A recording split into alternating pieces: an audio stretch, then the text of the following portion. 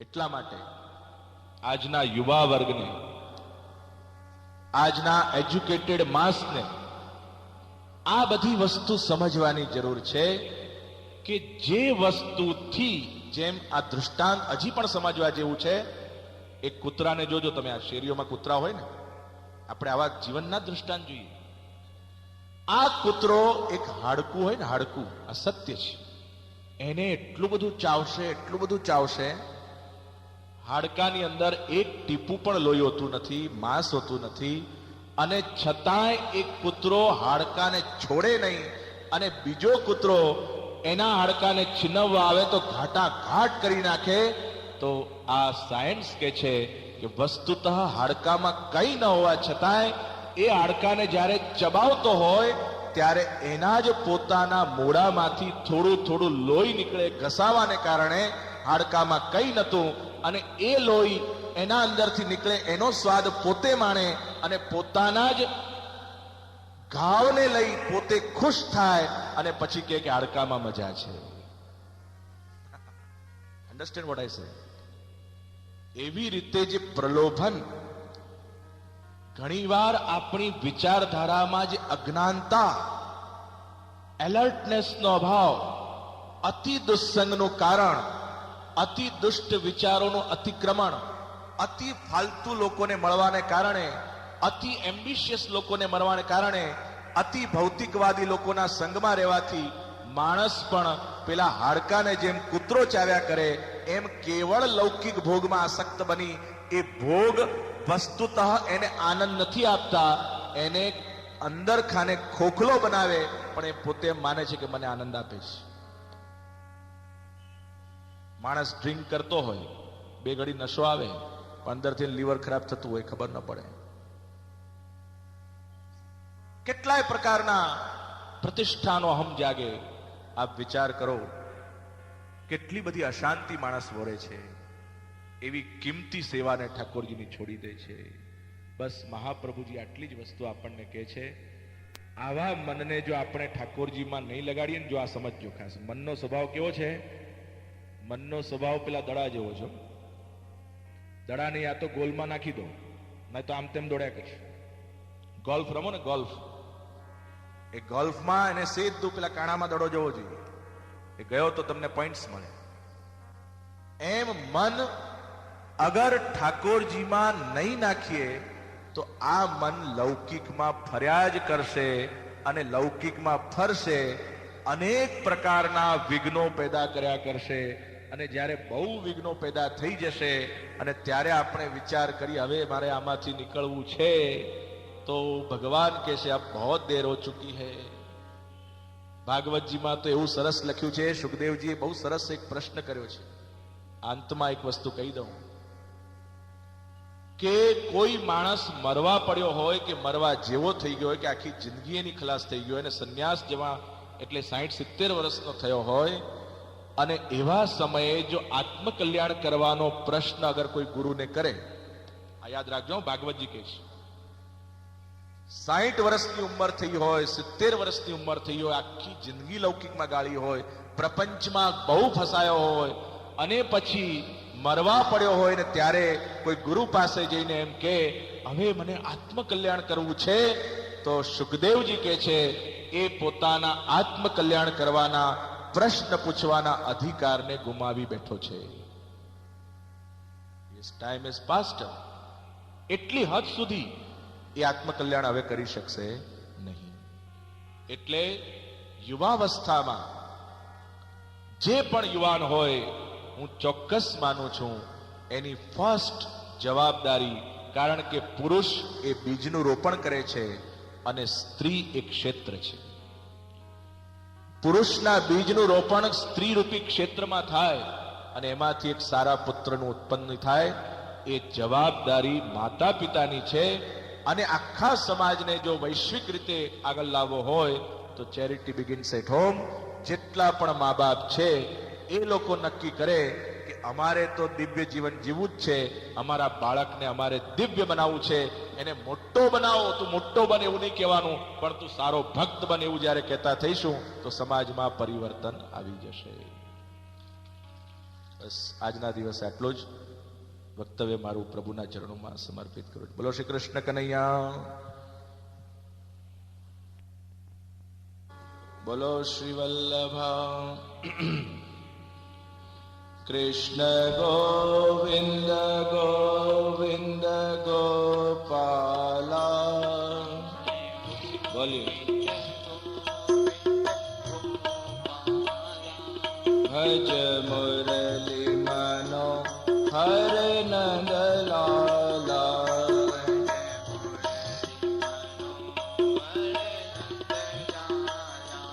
કૃષ્ણ ગોવિંદ ગોવિંદ ગોપાલા.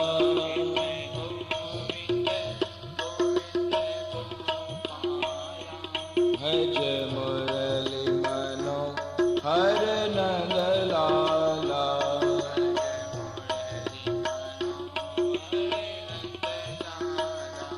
ભજ મુરલી મનોહર નંદલાલા.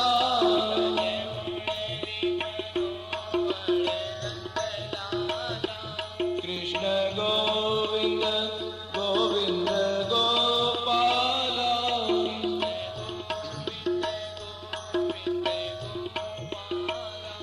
કૃષ્ણ ગોવિંદ ગોવિંદ ગોપાલા.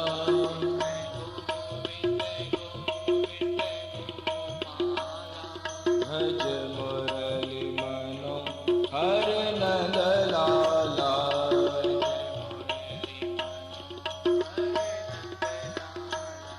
કૃષ્ણ ગોવિંદ ગોવિંદ ગોપાલા.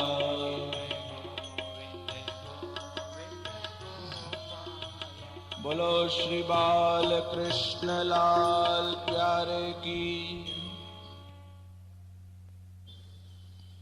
આપ સૌ ભાવિક વૈષ્ણવજનો, પુષ્ટિ માર્ગની અંદર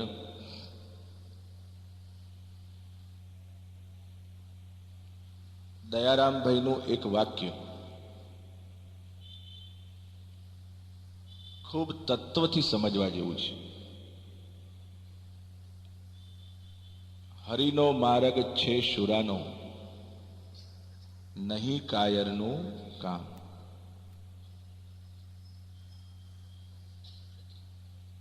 આપણને એક સહજ જિજ્ઞાસા થાય કે દયારામભાઈ ભક્ત હોઈને શૂરવીરતાની વાત કેમ કરે છે? થાય ને? કાયર અને શૂરવીર આ વાતો કર્મયોગની નથી, પરંતુ આ વાતો જ્ઞાન અને ભક્તિ યોગની છે. કર્મયોગની શૂરવીરતા અલગ છે, જ્ઞાન અને ભક્તિ યોગની શૂરવીરતા અલગ છે. સંસારની અંદર મનથી જે દબાઈ જાય એ કાયર છે, અને આ જ સંસારની અંદર મનથી જે ઉપર ઉઠી જાય એ શૂરવીર છે. ખાસ સમજો. સંસારનો સ્વભાવ છે એ વ્યક્તિને દબાવવા માંગે છે, માયાનો એ સ્વભાવ છે કે લપેટવા માંગે છે. અને એ યુદ્ધની અંદર જે હારી જાય એ કાયર છે. પરંતુ ઈશ્વરની શક્તિથી, ગુરુના આશીર્વાદથી અને વૈષ્ણવના સત્સંગથી એ પ્રભાવથી જે બચી જાય એને શૂરવીર કહેવાય. જુઓ, એક વસ્તુ યાદ રાખો, ત્રણ વસ્તુ વ્યક્તિને અંદરથી કાયર બનાવે. જેમ આપણે ગઈકાલે ચર્ચા કરી હતી એની થોડી વધારે ઊંડાણ ચર્ચા થોડીક વાર કરીએ. કામ, ક્રોધ અને લોભ. પ્રત્યેક વ્યક્તિની અંદર આ ત્રણ વસ્તુ નેચરલી હોય છે. એનું એક કારણ, આત્મા બધાથી મુક્ત છે, આ યાદ રાખવું. પણ શરીરનો જ્યાં સુધી સંબંધ છે તો આ શરીરના અણુએ અણુમાં નેચરલી કામ અને વાસનાઓ રહેલી છે. નેચરલી. એનું કારણ, ત્રણ વાસના માણસમાં હોય છે. તત્વથી વિચારીએ તો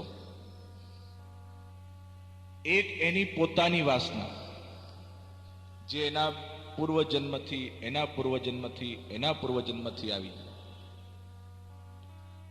બીજી એના પિતાની વાસના, બીજ રૂપે એના શરીરમાં આવી. ત્રીજી માતાની વાસના, માતા, પિતા અને સ્વ. માતા પિતા તો સામે દેખાય છે, પણ સ્વ વાસના એને દેખાતી નથી. એક વસ્તુ બહુ સ્પષ્ટ છે કે આ ત્રણેય દોષ કયા કયા? કામ, ક્રોધ અને લોભ. આ વસ્તુતઃ શરીરના અંદર આપણો અધ્યાસ થવાથી બહાર વધી જાય છે. આ બહુ સમજવા જેવી વાત છે. જો આપણને આપણા શરીરમાં ખૂબ આસક્તિ છે, રાઈટ, તો બહાર પણ કામ ઉત્પન્ન થશે. આપણા શરીરમાં આપણને લોભ છે તો એના માટે આપણે બહાર પણ લોભ કરીશું. આપણા શરીર માટે આપણે ક્રોધ કરીએ છીએ તો બહાર પણ ક્રોધ કરીશું. પણ જે દિવસે એ વ્યક્તિનું મન પોતાના શરીરમાંથી અનાસક્ત થાય તો જ એને બહાર પણ આસક્તિ ધીમે ધીમે છૂટે છે. આ બહુ જ તાત્વિક વસ્તુ છે. જેમ શરીરમાં બહુ જ આસક્તિ હોય તો આપણને નામનો પણ મોહ જાગે, રાઈટ?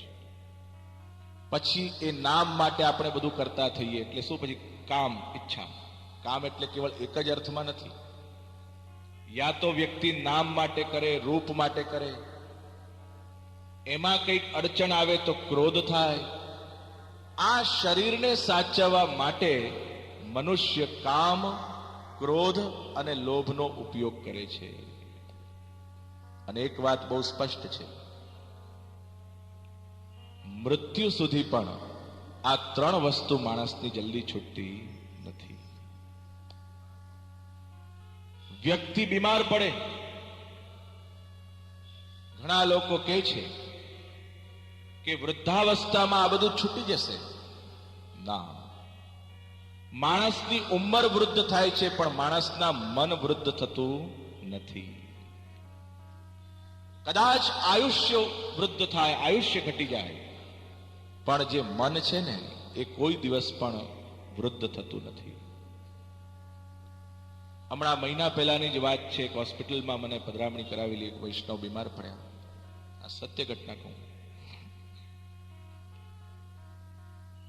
મનનો ડિસઓર્ડર થયો. બહુ સારા ભક્ત હતા પણ પાછા પ્રવૃત્તિમાં બહુ વ્યસ્ત, થોડોક સ્વભાવ પણ ગુસ્સાવાળો. ઘણી વાર ઘણા લોકો કહે કે ભાઈ આ બધું છોડો ને. ના ના, મરતા દમ સુધી આ તો ન જ છોડું. કંઈક તકલીફ પડી, ખટપટ થઈ, મેન્ટલ ડિસઓર્ડર થયો અને એવી લવારીએ ચડ્યા, પેલાને બોલાવો, પેલાને બોલાવો, પેલાને બોલાવો. હું ત્યાં હાજર. મને બહુ દુઃખ થયું.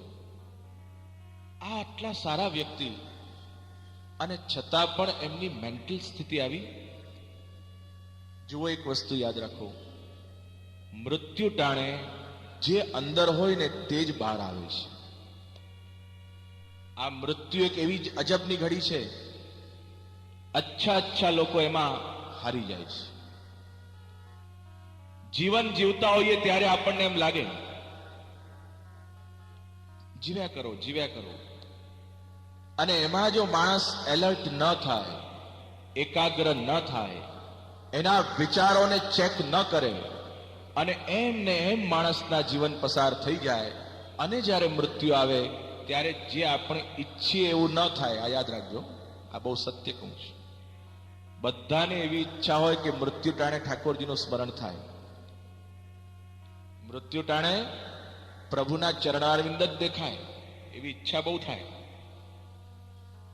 પરંતુ મૃત્યુ જેમ જેમ નજીક આવતો જાય ને જો માણસે એકાગ્રતા જીવનમાં, સાધના, સંયમ, આ બધા વ્યવહારનું પાલન ન કર્યું હોય તો એ વૃદ્ધાવસ્થામાં યા તો એનું મન ખાવા ઉપર ચડી જાય. ઘણા વૃદ્ધો એમ જ કે મને આજે ઢોકળા ખાવા છે, લાવ, કેમ નથી લાવતી? આજે મારે પેલી પૂરણપોળી ખાવી છે. સ્વાદમાં મન જાય.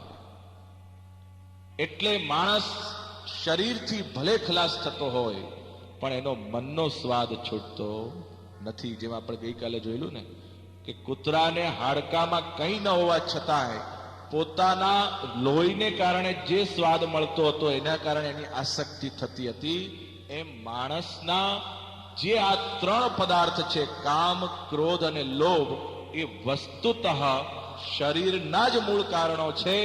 એના કારણે એને આનંદ આવે છે અને એવું બોલે છે કે ઘણી વાર હમણાં જે આ મજા આવે છે એને મારે ડિસ્ટર્બ કરવી નથી. તો જો ઘણી વાર ઘણા સારા માણસો, સત્સંગ કરનારા લોકો કેટલાક લૌકિકમાં ફસાયેલા લોકોને કહે, ચલો આ શું આખો દિવસ લૌકિકમાં ફસાય, ચાલ ને થોડુંક સત્સંગ કરવા જઈએ. ઘણી વાર એવા લોકો સત્સંગ કરવાથી ગભરાય છે. આ યાદ રાખજો. કેમ કે સત્સંગ કરશું ને તો આ બધું જ્ઞાન અંદર આવી જશે, અને આ જ્ઞાન જો આવ્યું ને તો આ જે મજા છે એ પાછી ડિસ્ટર્બ થઈ જશે. કારણ કે જ્યાં જ્ઞાન છે ત્યાં અજ્ઞાન ટકતું નથી, જ્યાં ભક્તિ છે ત્યાં માયા ટકતી નથી, જ્યાં પ્રકાશ છે ત્યાં અંધકાર ટકતો નથી. એટલે માણસ પોતે જ પોતાનું અજ્ઞાનતાથી ઘણી વાર, ચાલવા દો ને, જે જીવન ચાલે છે ચાલો. જેમ કોઈક નાવડી, કાગળની નાવ હોય ને, આંખ બંધ કરીને માણસ બેઠો હોય અને કલ્પનાની અંદર કાગળની નાવમાં સફર કરતો હોય સમુદ્રનો, અને એવામાં કોઈ એને જગાડે, અલે ભાઈ તું જે નાવમાં સફર કરી રહ્યો છે સાચી નથી, કાગળની છે, ડૂબવાની છો ક્યારેક. ત્યારે એને બહુ ટેન્શન થાય, અરે આણે મને ક્યાં જગાડ્યો, હું તો મારી કાગળની નાવમાં બહુ મસ્ત હતો, eat, drink and be merry, I was so happy, ક્યાં મને આ ધર્મ ને આ બધામાં પાછું કન્ફ્યુઝ કરી નાખ્યો, હવે મારે આમ જવું કે તેમ જવું. દુવિધા મેં દોનો ગયે ન માયા મિલી ન રામ. આ વચવાળાઓ યા તો, આ બહુ સમજવા જેવી વાત છે, યા તો એકદમ નિર્દોષ કોઈ નાનો છોકરો હોય ને, એને આપણે કહીએ કે રોડ પાસ કર, રોડ ક્રોસ કર, એની આંખો એકદમ શુદ્ધ હોય, નિર્મલ હોય, એટલે વિધાઉટ એની હેઝિટેશન એ રોડ પાસ કરી દેશે. અથવા તો કોઈ આંધળો માણસ જે જોતો જ નથી, એને રોડ પાસ કરવાની કોઈ ચિંતા નથી, કારણ કે બીજાને કહી દેવાનો છે, અરે બાપજી મને દેખાતો નથી, રોડ પાસ કરાવો ને, એટલે બીજાની મદદથી પણ એ પાસ થઈ જશે. પણ પેલા અધકચરું જોનારા લોકો, ન બરાબર દેખાતું નથી, ન જોઈ પણ શકે છે ને નથી પણ જોઈ શકતા, એવા જે મોતિયાબિંદ થયા હોય અથવા તો લેયર્સ આવ્યા હોય, એવા લોકોને અગર કોઈ કહે કે ચલો રોડ પાસ કરો, તો પેલાને કોઈકને કેવું હોય કે મને રોડ પાસ કરાવો, તો એને કહેવા શરમ આવે કે થોડુંક તો દેખાય છે, એટલે આંધળો પણ નથી બનવું. કોઈ આંધળો કે એવું ગમતું પણ નથી અને પાછું દેખાતું પણ નથી પૂરું. એવા લોકોના એક્સિડન્ટ મજદાર જીવનમાં ચોક્કસ થાય છે, એમાં કોઈ શંકાનું સ્થાન નથી. એક્સિડન્ટનો ભોગ આ લોકો બને છે જેની વિચારધારા સ્પષ્ટ નથી. એક વાત બહુ સ્પષ્ટ છે, હું ઘણી વાર મારા પ્રવચનમાં કહું છું, આચરણ એ કૃપાનું ફલ છે. આ યાદ રાખજો. એવો જરાય વિચાર નહીં કરવો કે આજે ને આજે તમે સિદ્ધ થઈ જવાના છો. Don't think that. પણ એટલું તો મનમાં બેસાડો જ કે મારે સત્યને જાણવું તો છે જ, સત્યને જોવું તો છે જ, સત્યને પહેચાનવું તો છે જ. પછી એક કૃપા થશે તો ઓટોમેટિક મારા જીવનમાં સત્ય આવશે. પણ એકવાર વિચારવું તો છે કે શું સત્ય છે. જો એકવાર સત્ય વિચારમાં આવશે ને તો એને આચારમાં આવતા વાર લાગશે નહીં. પણ સત્યને આપણે અસત્ય તરીકે જો, આ યાદ રાખો, કોઈ પણ અસત્ય આપણે સત્ય તરીકે લઈ લઈશું અને એમાં સંતુષ્ટ થઈ જઈશું. અસત્ય શું? ના ના, આ બધું ચાલે છે, બરાબર છે, આપણે અત્યારે બહુ ધર્મમાં ઉતરાય નહીં. આ મગજની અસત્યતા. વિચાર, મનમાંથી આ વિષય કાઢી નાખો કે ના ના, બહુ અઘરું છે, મારે અત્યારે આ નથી કરવું. તમારી તાકાત નથી, ન કરી શકો એ બીજી વાત છે. પણ જીવનનું સત્ય તો એ જ છે કે આ બધા લૌકિકતા ધીમે ધીમે છૂટવી જોઈએ. ત્યારે મહાપ્રભુજીએ બહુ સુંદર વાત કરી. હે વૈષ્ણવ, અગર તારે જીવનમાં આ સત્ય મેળવવું છે તો શું કરવાનું? જે પરમ સત્ય છે ને એને પ્રેમ કરવાનો. કેટલો સુંદર ભાવ! પરમ સત્યને પ્રેમ કેવી રીતે કરાય? એવો જો પ્રશ્ન થાય તો આપણા અષ્ટ સખાઓ કે છે, સહજ પ્રીત ગોપાલ કો ભાવે. શું કે છે? અમારા કૃષ્ણને બહુ મોટી જ્ઞાનની વાતો પણ ગમતી નથી. અમારા ઠાકોરજીને તમે બહુ તપ નહીં કર્યું હોય તોય ચાલશે. શું કેટલા ફ્લેક્સિબલ છે! પુષ્ટિમાર્ગની એક વાત સમજી લો મગજમાં. ન અહીંયા દોષ બાધક છે અને ન અહીંયા ગુણ સાધક છે. જો ભક્તિમાં કોઈ એવો વિચાર કરે કે હું બહુ ગુણવાન છું એટલે મારામાં ભક્તિ આવશે, ઠાકોરજી કહે છે કે ભક્તિને ગુણ સાથે પણ કોઈ લેવા દેવા નથી. અગર તમારામાં અનેક દોષ છે અને તમે એમ વિચારતા હો કે હું ભક્તિ નહીં કરી શકું, એ વાત પણ મગજમાંથી કાઢી નાખો. કારણ કે ભક્તિને દોષ સાથે પણ કોઈ લેવા દેવા નથી. આ પુષ્ટિ ભક્તિને અગર કોઈ લેવા દેવા છે એ ઠાકોરજીની કૃપા સાથે જ લેવા દેવા છે. એટલે કૃપા થાય તો લૂંટારો પણ વાલ્મીકી બને. આ કૃપા થાય તો રૂપો પોળિયો પણ શ્રીનાથજીને ગમતો થઈ જાય. આ કૃપા થાય તો પેલી વેશ્યામાં પણ ભગવાનના દર્શન થાય. અને આ જ કૃપા થાય તો ગમે તેવો ખરાબ વ્યક્તિ હોય એના અંદર પણ ભક્તિ વધી શકે. એવી કૃપા, પાત્રતા કઈ? એવો જો પ્રશ્ન થાય તો મહાપ્રભુજી કહે છે, એક જ પાત્રતા મનમાં રાખવી, નિષ્કપટ ભાવે પ્રભુ પાસે જઈ એક જ વસ્તુ ચરણારવિંદમાં કહેવી, પ્રભુ હું કંઈ જ જાણતો નથી, આ યાદ રાખજો, મારામાં કંઈ જ નથી, કેવલ આપના શરણે આવ્યો છું. મારા ગુરુ શ્રી મહાપ્રભુજીએ મને મોકલ્યો છે. હવે આપે મને જીવનમાં તારવો હોય તો તારજો અને ડૂબાડવો હોય તો ડૂબાડજો. Surrender, right? Total surrender, total flexible. પડી જ જો. જેમ દંડવત કહીએ છીએ ને આપણે, દંડવત પ્રણામ. જેમ લાકડી આખી ને આખી સિદ્ધિ થઈ જાય છે. જો એક વસ્તુ યાદ રાખો, આ મનની જે અલૌકિક શાંતિ, શાંતિ બે પ્રકારની છે. એક તો તમે ધ્યાનમાં બેઠા હો, જ્ઞાનમાં બેઠા હો, મેડિટેશન કરો ને તમને પેલું ચક્ર દેખાય ને સૂર્ય દેખાય ને, એ જે મેન્ટલ પીસ છે એના કરતા ભક્તિની પીસ અને શાંતિ અલગ છે. કારણ કે જ્ઞાનમાં કેવળ નિષ્ક્રિયતા છે, પરંતુ ભક્તિની જે શાંતિ છે એ ભરેલી શાંતિ છે. પ્રહલાદજી જયારે ભગવાન પાસે માંગવા આવ્યા ને, આ બહુ સમજવા જેવી વાત છે. ભગવાને પ્રહલાદને કીધું, અરે તું માંગ. પ્રહલાદ માંગતા નતા, નિષ્કામ ભક્ત હતા. પણ ભગવાને એને ખૂબ આગ્રહ કર્યો, ખોળામાં બેસાડ્યો, અને નૃસિંહ ભગવાન પ્રહલાદજીને આમ જીભથી ચાટવા લાગ્યા. આ વિચાર કરો, ભગવાન કોઈકને ચાટે એનાથી સૌભાગ્ય બીજું કયું? ચાટી ચાટીને પ્રહલાદજીને કહેવા લાગ્યા, અરે તું માંગ, મેરી ઈચ્છા હૈ. કારણ કે ભગવાનને પણ એમ થયું, આજે હું પણ ખાલી થઈ જાઉં. જેમ મેઘ વાદળ ભરેલા હોય ને, અને ભરેલા વાદળ જો વરસે નહીં તો વાદળને મજા આવતી નથી. એમ ઘણીવાર ભગવાન વણ માંગે ખાલી થવા માંગતો હોય. આ જ્યાં વણ માંગે ખાલી થવાની ભાવના જ્યાં છે, એનું જ નામ પુષ્ટિમાં.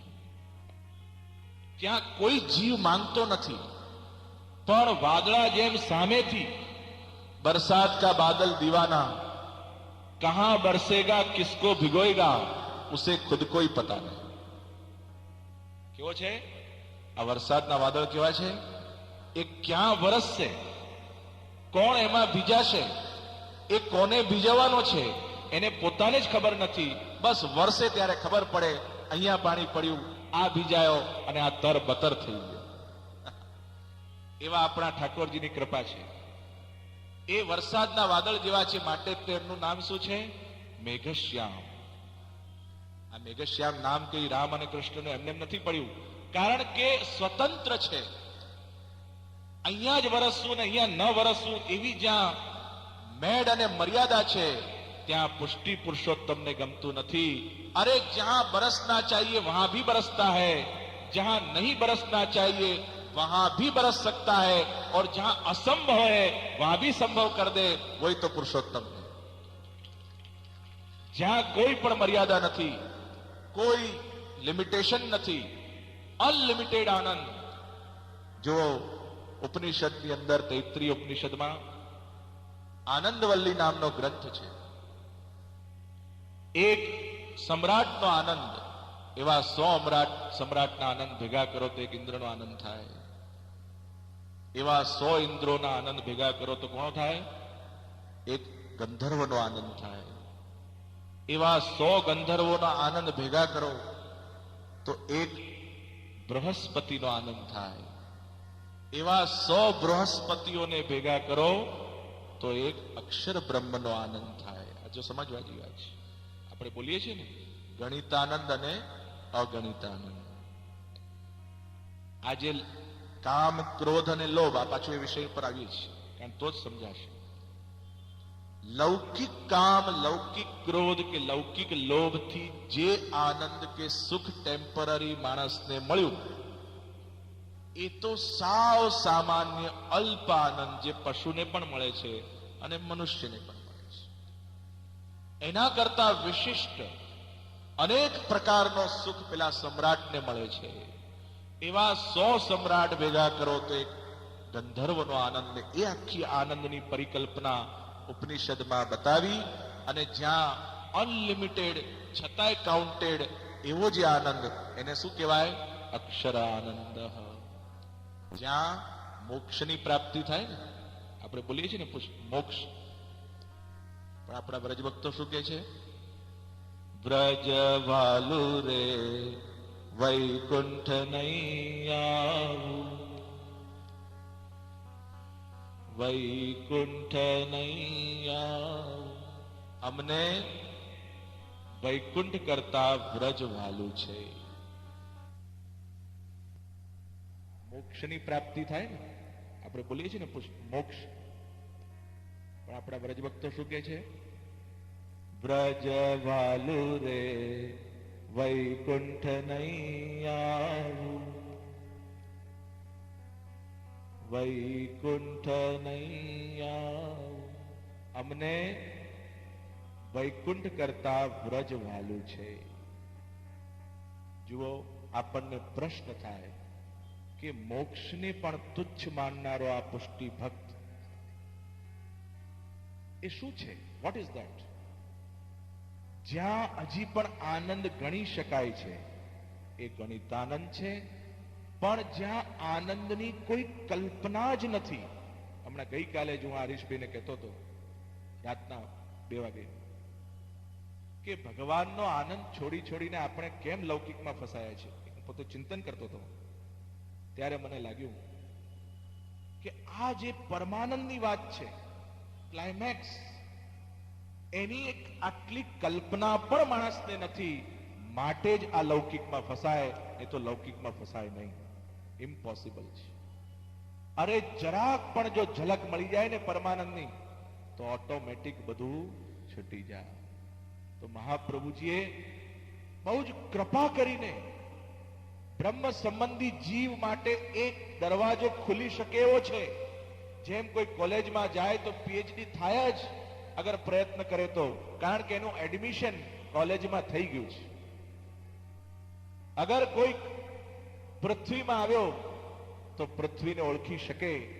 એમ જો કૃપાથી, એક વસ્તુ યાદ રાખો, યમે વૈશ્ય ભૃણુતે સએવ તેન લભ્ય. જ્યારે ઠાકોરજીએ નક્કી કર્યું કે આ જીવને મારે ઇલેક્ટ ને સિલેક્ટ કરવો છે, તો જ એનું વરણ થાય અને એ બ્રહ્મ સમલ લેવા માટે તત્પર બને. This is the first thing. મેં ગઈકાલે પણ આ વાત કરી હતી સત્સંગમાં કે આત્મનિવેદન જે નવધા ભક્તિ છે, એ નવધા ભક્તિનું પહેલું પગથિયું, એનું સાધન શું? બ્રહ્મ સંબંધ મંત્રની દીક્ષા. આ બ્રહ્મ સંબંધ મંત્રની દીક્ષા એ નવધા ભક્તિ રૂપી જે આત્મનિવેદન રૂપી જે ફલ છે, એ ફલનું પહેલું પગથિયું સાધન રૂપે કોઈ હોય તો આ બ્રહ્મ સંબંધ મંત્રની દીક્ષા છે. અને એ દીક્ષા લીધા પછી તમને સર્ટિફિકેટ મળ્યું. કોના તરફથી? આપણા પરમ ગુરુ શ્રી મહાપ્રભુજી તરફથી. અબ તોકુ श्रीजी बाबा तो नहीं छोड़ेंगे, नहीं छोड़ेंगे और नहीं छोड़ेंगे. तू छोड़ के जा सकता है, तू माया में फंसकर मायापति को छोड़ सकता है, परंतु एक बात याद कर ले, इस जन्म में नहीं तो अगले जन्म में, अगले जन्म में नहीं तो तीसरे जन्म में शीना जी तेरे पीछे पड़कर तुझे अपना बनाई देंगे, उससे तू भाग नहीं सकता. આ જન્મે નહીં તો બીજા જન્મે ભટકવાની તાકાત એટલું ભટક. આ કૃપા માર્ગમાં તું આવી ગયેલો છો, દયાનો ભિખારી નથી. દયા કરી હોય ને તો છોડી દેવાય, ઠીક હે છોડ દિયા. પર જ્યારે શ્રીનાથજી કૃપા કરે તો એકવાર કૃપા એટલે પોતે સામે ચાલીને જ્યારે ભક્તના કલ્યાણનો વિચાર ભગવાન કરે એનું નામ કૃપા. અને ભક્ત આજીજી કરે, અરે મારો ઉદ્ધાર કરો, મને પુણ્ય પ્રાપ્ત કરાવો, મારું કલ્યાણ કરો, અને દયા ભગવાન કરે, એ કૃપા થતી નથી. આ માર્ગમાં પ્રવેશ જ કૃપાથી છે. એનો બેઝિક આઈડિયા તમે બધા, આપણે બધા સૌભાગ્યશાળી છીએ કે પુષ્ટિ માર્ગના આપણે અનુયાયી છીએ. જ્યારે પહેલા જ પગથિયાથી સૌભાગ્ય છે, તો શા માટે દીન અને હીન બનીને ફરવું? અને એટલા જ માટે તો 500 વર્ષ પહેલા વલ્લભાચાર્ય સૂરદાસને કીધું હતું ને, અરે સૂર હો કે ક્યાં ગી તો હો, તમે તો સૂરદાસ, જેના આગળ પાછળ કૃષ્ણ ફરે હો. સૂરદાસ અરુ કામરિયા પર ચડે ન દૂજો રંગ. જેમ સૂરદાસે કૃષ્ણને કીધું, બૈયા છુડાકર જાત હો, ભાગ સકો તો ભાગ, પર દિલ છોડકર ભાગો તો મરદ બખાનું તો. આ હૃદયને છોડીને જાઓ ને શ્યામ સુંદર, તો તમને ખરા મરદ કહો. એ મર્દાનગી કૃષ્ણમાં નથી હો. કોઈ ભક્તના દિલને છોડીને જવાની તાકાત ભગવાનની નથી, કોઈની નથી. ચેલેન્જ છે વલ્લભાચાર્યની કે કોઈ પણ ભક્તને છોડીને ભગવાન જઈ શક્યો નથી, જવાનો નથી અને ગયો નથી. અને એ જ વાત વલ્લભાચાર્ય પુષ્ટિ માર્ગમાં કરી. ચિંતા કાફી ન કાર્યા નિવેદિતાત્મભિ કદાપિતિ ભગવાન અપી પુષ્ટિસ્થ ન કરિષ્યતિ લૌકિકિમ ચ ગતિમ. જો આ બધા વાક્યો સિંહના વાક્યો છો. આ સિંહ બોલતો હોય તો આપણે આમ ઉભા થઈ જવું પડે. સિંહ બોલતો હોય તો તમને ઉભા કરી નાખે. અને એ સિંહ ગર્जना 500 વર્ષ પહેલા वल्लभाचार्य करी. अरे जिसको मेरे श्री जी का संग हो गया है उसको चिंता करने की जरूरत नहीं, क्योंकि हमारे पुष्टि पुरुषोत्तम कौन से धर्म में विराजमान है, वो सदा सर्वदा कृपा नाम के धर्म में आरक्षित है. એવું સિંહાસન છે આપણા ઠાકોરજીનું, સોનાનું નહીં હો. ચાંદીનું પણ નહીં. કોઈ એમ માનતો કે બહુ મોટા સોનાના સિંહાસન ધરું ભગવાનને પ્રસન્ન થયેલા. ભગવાનને તો કેટલી લક્ષ્મી સાક્ષાત પત્ની છે. કિમાસનમ તે ગરુડાસનાય. અરે જેનું સાક્ષાત ગરુડ જેવું આસન છે એને તું શું આસન આપવાનો? વાગીશ તે કિમસ્તિ વચનીયમ. જેની સાક્ષાત દાસી સરસ્વતી છે એની તું શું સ્તુતિ કરવાનો? લક્ષ્મી કલત્રાય કિમસ્તિ દેયમ. જેની સાક્ષાત પત્ની લક્ષ્મી છે એને આપણે શું હીરા કે જવાહરાત આપવાના? અરે આપવું જ હોય ને તો તારો દીનતાના પાત્રમાં મન આપી દેજે એટલે બધો બેડો પાર થઈ જાય. દીનતાના પાત્રમાં. અને એવું મન જ્યારે આપણે ઠાકોરજીને આપીએ ને તો ઠાકોરજી ક્યાં બિરાજે? સોના કે રૂપા કે લાકડાના સિંહાસન પર નહીં. તે વખતે ઠાકોરજી નક્કી કરે अब वो जो मुझे चाहिए वो देने आया है, अब तो मैं कृपा नाम के सिंहासन पर बैठकर भर भर के कृपा की वर्षा करूंगा और उसको भिगो दूंगा. આ આપણા ઠાકોરજીની કૃપા. જો એ કૃપાનો અનુભવ મહાપ્રભુજી કર્યો, ગુસાઈજીએ કર્યો. ગોકુલની અંદર એ ગુસાઈજીની પાસે તે દિવસે જ્યારે નવનીતલાલને ઝુલાવવા માટે સોનાનું પલ્લું નહોતું. સત્ય યાદ કરો, સોનાનું પલ્લું નહોતું.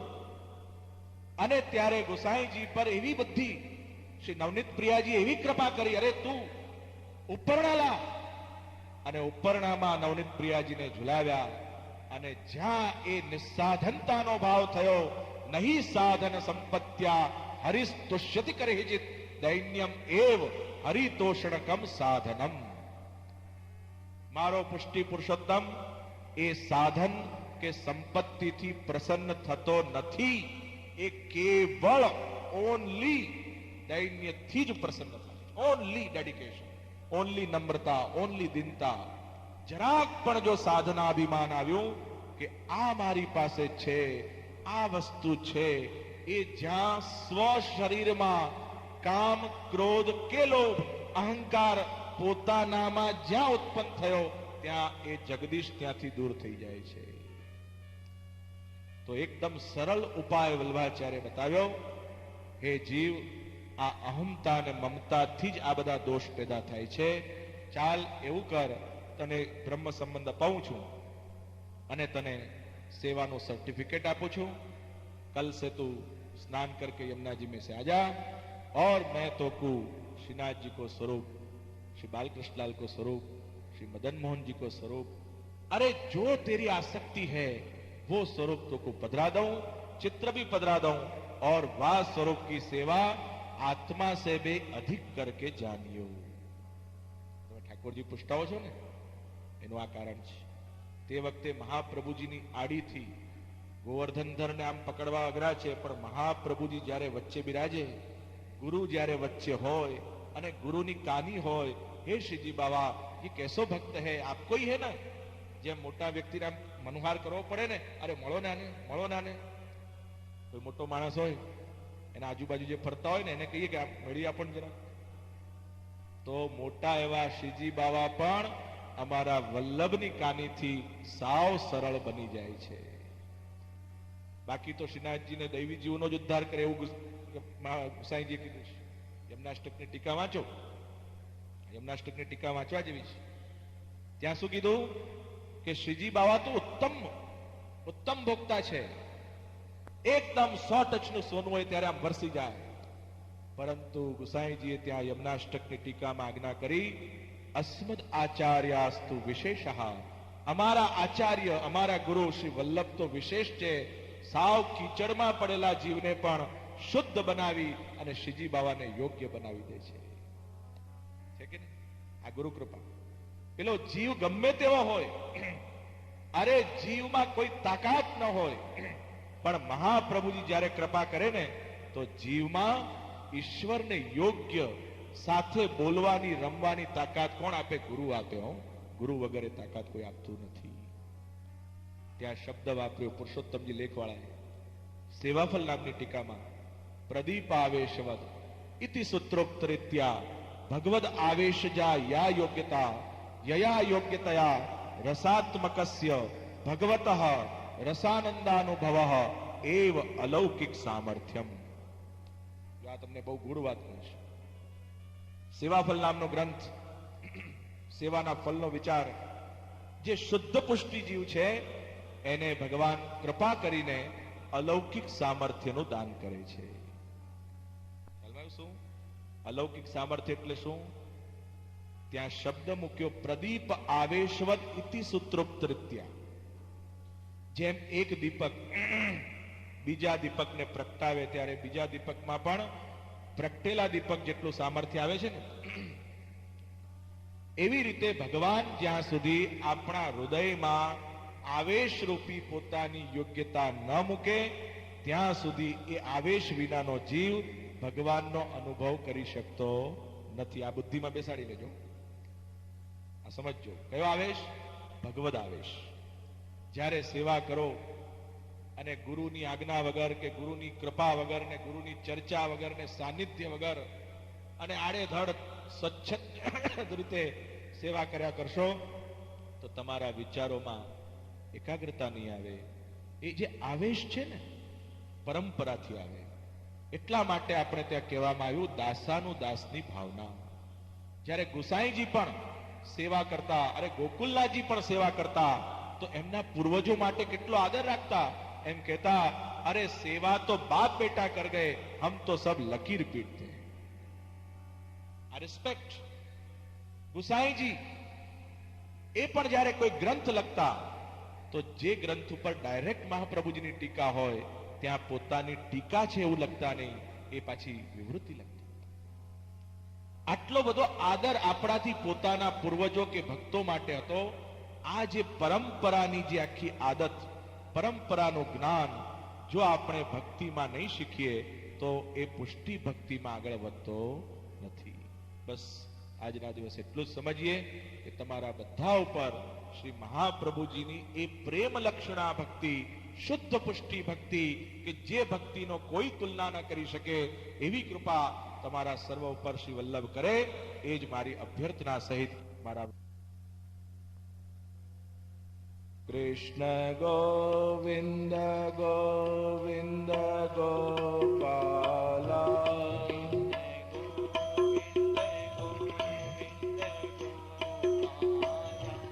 ભજ મુરલી મનો હર નંદલાલા.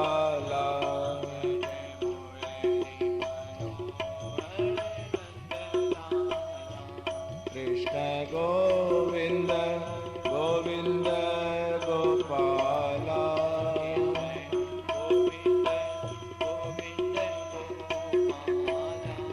ભજ મુરલી મનો હર નંદલાલા.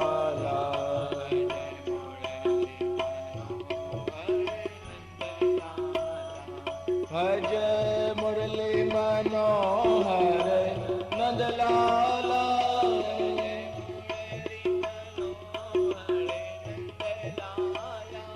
કૃષ્ણ ગોવિંદ ગોવિંદ ગોપાલા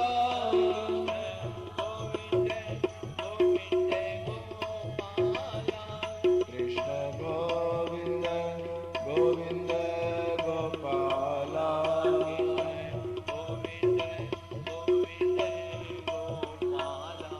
ભજ મુરલી મનો હર નંદલાલા.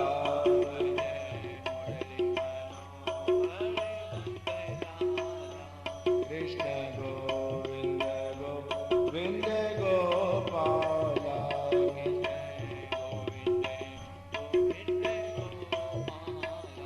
બોલો શ્રી બાલકૃષ્ણ લાલ પ્યારે કી. આપ સૌ ભાવિક વૈષ્ણવજનો, આ જીવનની અંદર બે વિચારધારા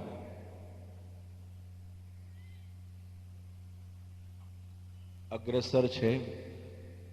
એક શરીરવાદી વિચારધારા અને બીજી આત્મવાદી વિચારધારા.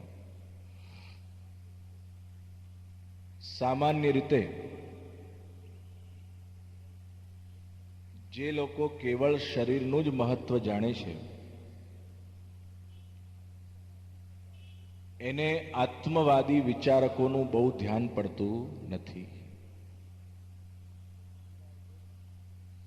એટલે ઘણીવાર જોજો, કેવળ શરીરમાં જ આસક્ત લોકો જ્ઞાની પુરુષો માટે હસે છે. અજ્ઞાની લોકો જ્ઞાનીઓ તરફ હસે છે, પણ જ્ઞાનીઓ જ્યારે અજ્ઞાનીઓનું અજ્ઞાન જુએ છે ત્યારે રડે છે. આટલો ફરક. અજ્ઞાની માણસ પોતાનામાં એટલો આસક્ત હોય છે, એટલે જ્યારે કોઈ બહુ જ અલૌકિક જીવ હોય, સેવાપરાયણ જીવ હોય, ખૂબ ભક્ત હૃદયનો જીવ હોય, ત્યારે અજ્ઞાનતા વશાત આવા જીવો ઉચ્ચ કોટીના જીવો માટે આમ હસતા હોય, એની મજાક કરતા હોય. એમ પણ કહેતા સંભળાય, જોયું આ તો બહુ ભગતડો થઈ ગયો છે. અથવા તો એવું પણ કહેતા સમજાય કે આ તો બહુ મોટી ભક્તાણી થઈ ગઈ છે. કોઈ બિચારો યુવાન અગર ધર્મમાં આગળ વધતો હોય તો પેલા ટાંટિયા ખેંચાલા, ભાઈ અત્યારથી જશે તો તારું થશે શું? એટલે યુવાનને ખોટી પ્રેરણા મળે. એ યુવાનનો ઉત્સાહ વધતો હોય, એના બદલે એને કહેવામાં આવે આ બધું હમણાં કરવાનું ન હોય, પછી કરવાનું. આ અજ્ઞાની લોકોનું હસવું છે. પણ જ્ઞાની પુરુષો કોઈ પણ જીવમાં જ્યારે આવું અજ્ઞાન જુએ છે ત્યારે એની મજાક નથી કરતા. આ યાદ રાખો, કોઈ પણ સાચો જ્ઞાની કોઈની મજાક કરે નહીં, કોઈને ડાઉન કરે નહીં. પણ સાચો જ્ઞાની એવો ચોક્કસ વિચાર કરે કે આ આટલા બધા દળદળમાં ફસાઈ રહ્યો છે, મને દેખાય છે કે આ દળદળમાં ફસાય છે, તો મારે એનો ઉદ્ધાર કેવી રીતે કરવો? આજથી 200 વર્ષ પહેલાની વાત. રામકૃષ્ણ પરમહંસ, પરમ સંત સ્વામી વિવેકાનંદ, જેનું નામ નરેન્દ્ર હતું, આમ બહુ નાસ્તિક વિચારવાળા હતા યુવાનીમાં. ભગવાનને માને નહીં, બહુ શંકા કરે, જેમ આજના ઘણા બધા યુવાનો કરે છે. એમાં એમનો દોષ નથી. જુઓ, એક વસ્તુ યાદ રાખો, કોઈ પણ મહાપુરુષના ચરિત્રને શરૂઆતથી જોશો તો અટવાઈ જશે. જેમ બીજ હોય, ઘણા લોકો બીજને જોઈ શંકુ. આ સમજો ખાસ. બીજ કેવું હોય? નાનું સરખું હોય ને, જડ હોય. એમાં કલ્પના પણ ના આવે કે આટલું મોટું સુંદર ગુલાબનું ફૂલ હશે. તો કેટલાક અશ્રદ્ધાળુ ને નાસ્તિક લોકોની વિચારધારા એવી છે કે આ વિશ્વમાં ભગવાન જેવું કેવી રીતે હોઈ શકે? કોણે કીધું એવું ભગવાન હોઈ શકે? ભલે આ બીજ અલગ પ્રકારનું છે, એમ જ માનતા હોય કે આ જડ નાના સરખા બીજમાં કોઈ દિવસ ફૂલ થઈ શકે નહીં. કદાચ આ ફૂલ થયું તો પણ અજાયબી છે. પણ જ્ઞાની પુરુષો કેવો વિચાર કરે? ઊંધો વિચાર કરે. જ્ઞાની એવો વિચાર કરે કે વાસ્તવમાં ફૂલ આટલું સુંદર છે, આટલું સુંદર મહેક ગુલાબની છે, એનામાં સૌંદર્ય છે, તો આ સૌંદર્ય બીજમાં હશે જ, માટે જ આ ગુલાબમાં પણ આવ્યું છે. જો વિચારધારા અલગ થઈ ગઈ. એ નાસ્તિક શું કહે છે કે બીજમાં વળી ગુલાબ હતું જ નહીં તો આવ્યું ક્યાંથી? કોણ કહે છે કે બીજમાંથી આટલું સુંદર ગુલાબ થઈ શકે? કોણ કહે છે કે કાદવમાં કમળ ખીલી શકે? અરે કાદવ તો કેટલું ગંદુ છે, એમાં કમળ ખીલી શકે નહીં. પરંતુ જ્ઞાનીઓ કે છે આ આટલું સુંદર ગુલાબ છે, અરે ભાઈ એની અસર, એની મૂળતા બીજમાં હતી, માટે જ આ ગુલાબમાં પણ આવી છે. વિવેકાનંદની શરૂઆતની દશા જોઈને શ્રદ્ધાળુઓ ભટકતા નથી. વિવેકાનંદના શરૂઆતના દિવસ જોઈને કોઈ વિવેકાનંદના આખા વ્યક્તિત્વને નકારતું નથી. પણ ઘણા એવા હોય ને, અરે આ તો પેલા આવા હતા, રાઈટ? અરે જે એનું અત્યારનું વ્યક્તિત્વ છે, હમણાં જે એનો ફૂલ ખીલેલું છે, હમણાં જે એનામાં સુગંધ છે, એ સુગંધને જો તો ચોક્કસ ખર્ચ પડશે કે બીજમાં આ સુગંધ હતી, માટે જ હમણાં ખીલેલી છે. એવો સુંદર ભાવ છે, વિચારવાનો ભાવ છે. તો વિવેકાનંદ રામકૃષ્ણ પરમહંસ પાસે આવીને બેઠા તો ખરા, પણ બહુ જ ચિંતામાં. આજે જેમ છોકરાઓ આવે, ઘણા લોકો આવે છે, સો મચ ટેન્શનમાં હોય, સો મચ વિચારમાં હોય, સો મેની ક્વેશ્ચન્સ હોય, અને પૂછે કે આ સમજ નથી પડતી, આ ધર્મ શું છે. એવા જ સ્થિતિમાં વિવેકાનંદ રામકૃષ્ણ પાસે જઈને બેઠા. રામકૃષ્ણ બહુ તેજસ્વી ગુરુ હતા. જ્યાં એમની દ્રષ્ટિ વિવેકાનંદ પર પડી, એમણે જોયું કે આના અંદર તો બહુ મોટો જ્ઞાની છુપાયેલો છે. જો સદગુરુ ઓળખી જાય, તમે એમ 2 મિનિટ વાત કરો ને, તમે એમની પાસે જઈને બેસો, હસો, અરે એક અક્ષર બોલો, તો પણ સદગુરુને ખબર પડી જાય કે આ વ્યક્તિમાં કેટલું ઊંડાણ છે. અરે વલ્લભાચાર્યને તો ત્યારે ખબર પડી ગઈ કે દામોદરદાસ ઉપર બારીમાં બેઠા છે. અને જો દામોદરદાસને પણ ખબર પડી ગઈ કે મને ખીલવનાર કોઈ ગુરુ આવી રહ્યા છે. વલ્લભાચાર્ય એ જ રસ્તો પસંદ કર્યો કે જ્યાં દામોદરદાસ રૂપી કળી વિદ્યમાન હતી, અને કળીનો પણ ભાગ્ય જુઓ કે એને ખીલવનાર સૂર્ય પણ એ જ રસ્તે પસાર થયો. જ્યાં મહાપ્રભુજી રૂપી સૂર્ય નીચેથી પસાર થયો, ત્યાં પેલી કળીને થયું કે હવે તો મારે ખીલ્યા વગર ચાલે જ નહીં, હવે તો જે થાય તે થાય. એને જ્યાં પોતાનો બટવારો થતો હતો જમીન જાયદાદનો, એ છોડીને છલાંગ મારી. ક્યાંથી? બારીમાંથી. આ સત્ય ઘટના. અબ મુझे કોઈ રોક નહીં सकता. હવે મારા ગુરુ આવ્યા છે, મને ખીલવનાર સૂર્ય આવ્યો છે, અને એ સૂર્યમાં હું ન ખીલું ને તો મારી કળી થવું નકામું છે. ખરેખર તમને કહું છું, જો સદગુરુ રૂપી સૂર્ય આવે, મહાપ્રભુજી રૂપી સૂર્ય આપણી સામે હોય, અને આપણા હૃદયની કલીને આપણે સૂર્ય સામે ન મૂકીએ, તો આપણું અભાગ્ય છે. એમના સૌભાગ્યમાં કોઈ ખામી થતી નથી.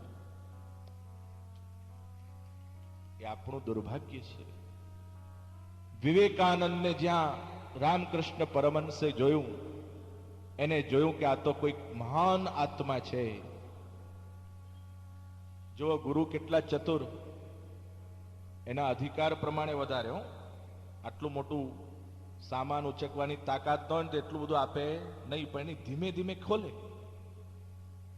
રામકૃષ્ણ પરમહંસે વિવેકાનંદને કહ્યું, देखो विवेकानंद, तुम भगवान में नहीं मानता हो भले,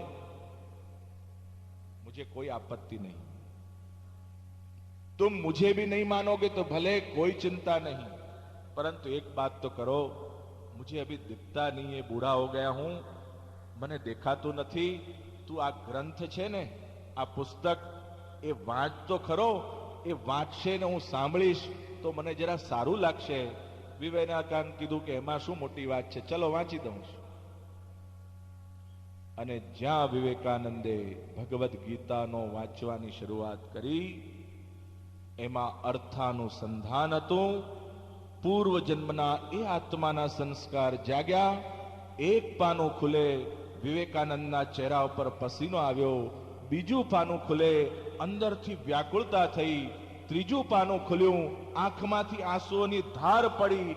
અને જ્યાં ચોથું પાનું વાંચ્યું, રામકૃષ્ણના ચરણના અંદર સાષ્ટાંગ દંડવત પ્રણામ કર્યા, અને એ શિષ્ય જાગી ઉઠ્યો. આ છે પૂર્વ જન્મના આત્માના સંસ્કાર. જુઓ, જે કેવળ શરીરવાદી હોય છે ને એના પણ આત્માને ઝકઝોરવાની શક્તિ ગુરુમાં હોય છે. ગુરુ એટલે શું? ગુરુનો અર્થ છે જે પ્રકાશ આપે. ગુરુનો અર્થ છે જે અજ્ઞાન દૂર કરે. ગુરુનો અર્થ છે તમે જ્યાં છો ત્યાંથી વધારે ઇન્સ્પિરેશન કરે, આત્માને જગાડે, એક ઈચ્છા જગાડે કે ના, તું જ્યાં છે એ તારું લક્ષ્ય નથી, તારું લક્ષ્ય કંઈક બીજું છે.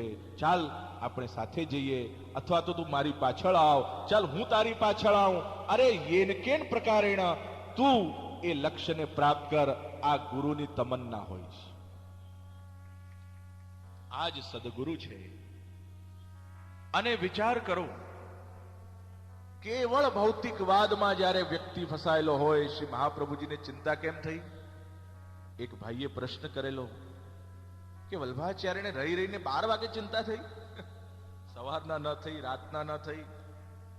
અરે ભાઈ, વલ્લભાચાર્યજીને તો ઘણા વખતની ચિંતા હતી, પણ એ ચિંતા, એમનું જે કરુણાનું દુઃખ ક્લાઇમેક્સ પર પહોંચ્યું ત્યારે એ રાતના 12 વાગેલા હતા. એ દિવસે જ થઈ એવું માનવાની જરૂર નથી. ઘણા વખતથી વલોવાતું હતું અહીંયા એમનું. જુઓ શ્રી વલ્લભ કેટલા કરુણા વરુણાલય છે. કોઈ પણ જીવ શ્રી મહાપ્રભુજીનો અને એને જ્યારે પોતે જોતા, અરે એની સંભાવના જોતા, આ તો મારા ઠાકોરજીની નિત્ય લીલાનો છે, એને દેખાઈ જતું. એમની એટલી દ્રષ્ટિ હતી, કૃપા દ્રષ્ટિ, કે જોઈ લેતા કે આ જીવ તો ફલાણા ફલાણા નિત્ય લીલાનો છે. અને જ્યારે જોતા કે આ લૌકિકમાં પડ્યો છે, કોઈ કંકાસમાં પડ્યો છે, કોઈ ઈટ ડ્રિંક ઇન બી મેરીમાં પડ્યો છે, ત્યારે મહાપ્રભુજી ચિંતા કરી, અરે इसको तो मुझे जगाना है. શ્રાવણ મહિનો એકાદશી, અને તે વખતે મહાપ્રભુજીને શ્રીજી બાબાએ આજ્ઞા કરી, ચલો मैं तुमको आपको सहयोग देता हूं और ब्रह्म संबंध का दान करता हूं, इनके द्वारा इनके सब दोष की निवृत्ति होगी. આ છે આત્મવિચાર. મહામુનિ અષ્ટાવક્ર. જુઓ, ઘણા લોકો શરીરનું મહત્વ સમજે, શરીરના સૌંદર્યને માને, પણ હું ચોક્કસ માનું છું, પ્રાચીન આર્ષ દ્રષ્ટિ કહે છે કે કોઈના શરીરમાં બહુ સુંદરતા હોય કે ન હોય, આ યાદ રાખજો ખાસ. ઠાકોરજીની સેવામાં પણ શરીર કેવળ સુંદર જોઈએ એવું જરૂરી નથી. આ ઠાકોરજીને આત્માનું સૌંદર્ય ગમે છે. જો ધર્મ જે છે ને એ જ છે કે જેનાથી આપણો આત્મા સુંદર બને. કોઈની આમ નિંદા ન કરીએ, રાઈટ? કોઈના માટે ઘસાતું ન બોલીએ. કોઈક બીમાર હોય એને તરત મદદ કરવા જઈએ. આ શું છે? આત્માનું સૌંદર્ય.